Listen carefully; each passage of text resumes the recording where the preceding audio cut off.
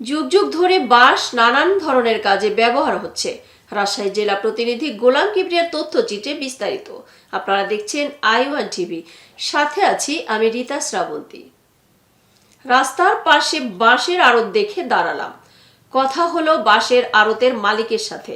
আমাদের দেশে প্রাচীনতম একটি উদ্ভিদ বাঁশ। বাঁশ আমাদের বিভিন্ন কাজে আসে। আমাদের দেশের বিভিন্ন গ্রাম অঞ্চলগুলোতে বাঁশ দেখা যায়। এই পান ক্ষেতের জন্য এই পঞ্চগড় থেকে বাঁশ নিয়ে এসে এখানে ছলা করে তৈরি করে বিক্রি করা হয়। এতেই পান ক্ষেতের উপযোগী জিনিস এগুলো। তো পানের বরের বেড়া কিংবা পানের গাছের জন্য এগুলো তৈরি করা হয়। এগুলো কিনে নিয়ে যায় কৃষকেরা, তাদের খেতে ব্যবহার করে। তারাও এখানে লাভবান হয়। আমার এক আন্ডারে 10-12টা লোক খাটে, তাদেরও পেট চলে, এতে আমাদেরও পেটটা চলে। এই উপার্জনের মধ্যেই আমরা এখানে করা মানুষজন চলাফেরা করি। পান খেতে দেওয়া অনেক লোকজন চলাফেরা করে, অনেক লোকের রুজি চলে। বাঁশ পাওয়া যায় না এমন কোনো এলাকা নেই।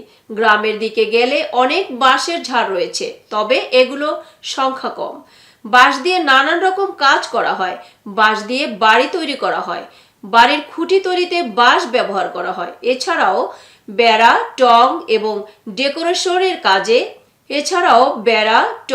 এবং ডেকোরেশন এর কাজ করতে গেলেও প্রচুর পরিমাণে বাঁশের দরকার হয়। পান বরজ করলে এসবের জন্য বর্তমানে এই বাঁশগুলো ব্যবহার করা যায়। বড় বাঁশগুলো কত দামে বিক্রি হয়? 400, 450, 500 এবং ছোট বেলে 300, 350, 400 ঠিক নাই দামে পড়ে। এবং মাখড়া যেটা সেটা ধরেন আপনার 300 পড়ে। বর্তমানে কাজকর্ম চলে।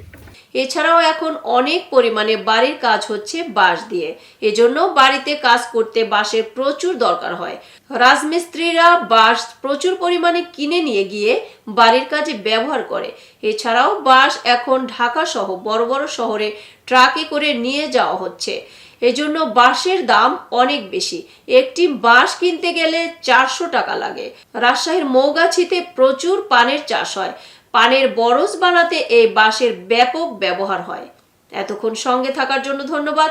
i1 টিভির নিয়মিত আপডেট পেতে ভিজিট করুন আমাদের ওয়েবসাইট, ফেসবুক, ইনস্টাগ্রাম ও ইউটিউব চ্যানেলে।